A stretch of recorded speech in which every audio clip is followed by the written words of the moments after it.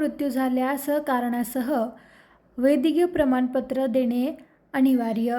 राज्यातील मृत्यू नोंदणी प्रक्रिया अधिक पारदर्शक आणि अचूक करण्यासाठी सार्वजनिक आरोग्य विभागाने महत्त्वाचा निर्णय घेतला आहे.